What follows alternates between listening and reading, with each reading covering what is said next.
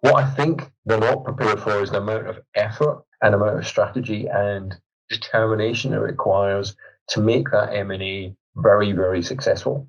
And that really does come back to backbone and absolutely clear strategy of why you're doing it and how you extract value from it. And I think most companies are ill-equipped to do that. The success we had at Lloyd's was deciding very early on that we would just migrate onto Lloyd's existing infrastructure and existing technology. I think the ones where those choices have been continually debated and revisited are the ones that fail.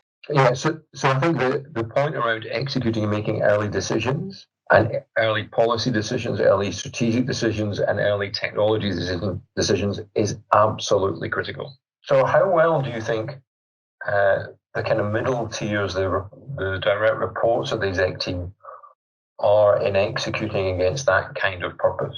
Really got to sell that vision and sell that idea and execute that idea throughout the organization. I think there's 20 to 30% of that middle management that will actively fail to execute against the vision, even if you spend the time getting them on board with it. Two reasons. One, they're not used to working at the pace you need them to work at. Or two, they've got their own agenda. When you're doing big acquisitions and big mergers and big execution, you need everybody to pull their weight and some. It's all about executing quickly on this. Time kills these projects. The momentum disappears over time because if these things stretch out beyond a year, people start to dissipate them. Certainly the momentum dissipates. At the middle of a lot of these organizations, they are not used to executing at that kind of pace. What would be the offer to a CEO?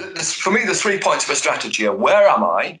Where do I want to be? And do I have the capability to make that journey? What we can do is we can do that 3-tiered assessment across the piece and fix any one that's missing. We can help a CEO access all 3 of those boxes and assess whether or not they've got the right start team, the right end point, and the right capability to complete that journey. I think one of the concerns with going to a large consultancy, one of the big 4, is they have a natural incentive to sell you a piece of work. And they will say, don't worry about it, we can help. I think our selling point here is we will say, this will work or this won't work in a much more kind of brutally honest way.